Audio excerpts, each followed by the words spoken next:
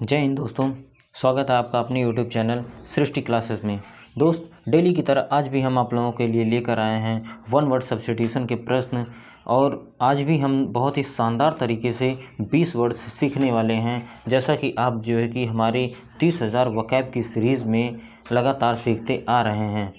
तो चलिए वीडियो को स्टार्ट करते हैं। और आपको मैं बता दूं कि मैं इस तरह से चीज़ों को एक्सप्लेन करता हूं ताकि आपको मेरे वीडियो में ही जो है कि जितने भी प्रश्न हैं आपकी मेमोरी में फीड हो जाए, आपको याद हो जाए। मैं उस तरीके से आपको जो है कि पढ़ा रहा हूं, तो बने रहिए मेरे वीडियो के साथ। और चलिए पहला प्रश्न हम जो है कि सॉल्व करते हैं। पहला प्रश्न वन वर्ड सब्स्टिट्यूशन में क्या है? A doctor who specialise in the diseases of eyes, यानी एक ऐसा डॉक्टर जो आँख की बीमारियों का स्पेशलिस्ट होता है, उसे हम क्या बोलते हैं? क्या उसे ऑप्टिमिस्ट बोलते हैं? क्या उसे ऑप्थेल्मोलॉजिस्ट बोलते हैं? क्या उसे ऑप्टिशियन बोला जाता है? क्या उसे ऑर्थोडोंटिस्ट बोला जाता है?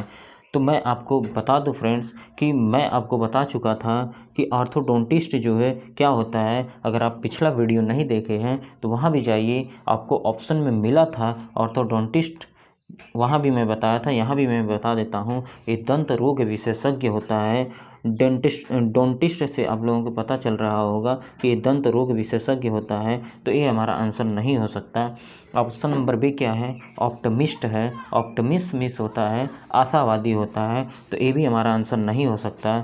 अब ऑप्शन नंबर सी बचता है और ए बचता है, तो हम सी के बारे में देखते हैं। सी होता है जो चश्मा बनाने वाला होता है, जो पर्सन होता है, उसे हम बोलते हैं ऑप्टिशियन बोलते हैं, तो ये भी हमारा आंसर नहीं होगा। यानी हमारा फाइनली जो आंसर हो गया ऑप्थेल्मोलॉजिस्ट हो गया, ये हमारा राइट आंसर है। ठीक है, अब आइए हम अगले प्रश्न की तरफ चलते हैं और उसका आंसर जो है कि निकालते हैं। हमारा अगला प्रश्न क्या है? A remedy for all diseases, यानी एक ऐसी दवा जो सारी बीमारियों का इलाज करती हो, यानी जिसे हिंदी में बोला जाता है रामबाण। तो रामबाण क्या है? क्या उसे एंटीसेप्टिक बोला जाता है? क्या इसे एंटीबायोटिक बोला जाता है? क्या उसे नार्कोटिक बोला जाता है? या पैनासिया बोला जाता है? तो मैं आप लोगों को बताऊं एंटीसेप्टिक क्या होता है। एंटीसेप्टिक जो है कि रोगाणु रोधक दवा होती है, तो रोगाणु रोधक दवा होती है, तो ये हमारा आंसर नहीं हो सकता।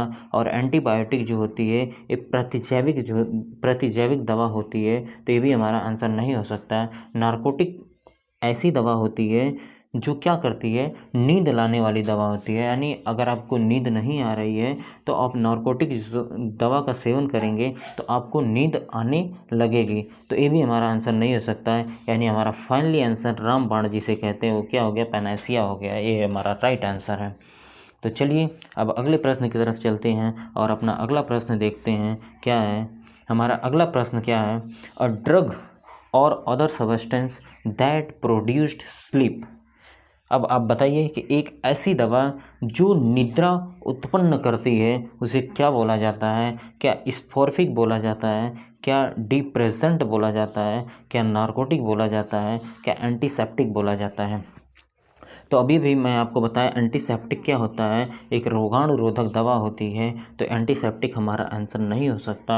और इसके बाद ऑप्शन नंबर बी देखते हैं। डी प्रेजेंट क्या होता है? डी प्रेजेंट एक ऐसा जो है कि औषधि होता है, एक ऐसी सामक दवा होती है, एक तरह की औषधि होती है ये भी, तो ये भी हमारा आंसर नहीं हो सकता।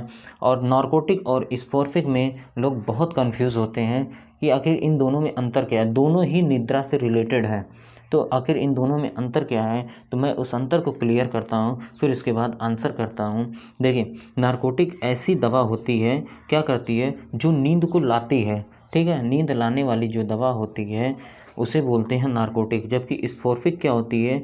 ये नींद को क्या करती है? उत्पन्न करती है, ये प्रोड्यूस करती है, इसे स्पोर्फिक बोला जाता है। यदि आपके प्रश्न में प्रोड्यूस्ड दिया गया है, प्रोड्यूस्ड स्लीप, तो आप जो है कि आंसर स्पोर्फिक करेंगे, न कि नार्कोटिक करेंगे। ठीक है, उस टाइम हमारा जो कि प्रोड्यूस स्लीप दिया है तो हमारा आंसर क्या होगा? स्पोर्फिक होगा। अगर स्पोर्फिक ऑप्शन में नहीं है तब आप नार्कोटिक पे जाएंगे। इस पे मैं डबल टिक लगा रहा हूँ, इस पे सिंगल टिक। अगर स्पोर्फिक है तो स्पोर्फिक करेंगे, नार्कोटिक नहीं करेंगे। ठीक है दोस्तों, तो इसका राइट आंसर क्या हो जाएगा? स्पोर्फिक हो जाएगा।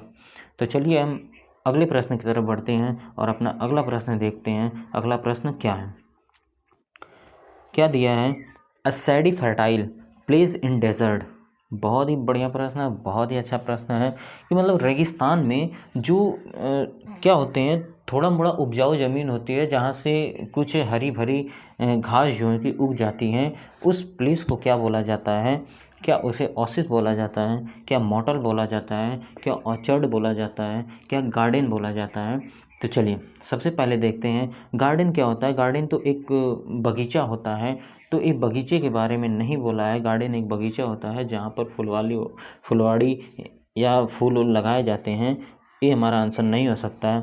अब ऑर्चर्ड क्या होता है? ऑर्चर्ड क्या होता है? एक छोटा सा बगीचा होता है जहाँ पर हम जो कि फूल जो है कि उगाते हैं, यानी गार्डन से छोटा होता है तो उसे ऑर्चर्ड बोलते हैं। तो ये भी हमारा आंसर नहीं हो सकता है। और मॉटल क्या होता है? मॉटल आप देखते होंगे जो मोटर कार जो होती हैं, जो मतलब यात्री लोग जो यात्रा करते हैं और किसी प्लेस पर खाना खाने के लिए रुकते हैं, किसी जो है कि सराय में रुकते हैं, उसे मोटल बोला जाता है। यानी मोटल का अगर मीनिंग मैं बताऊं तो सराय होता है।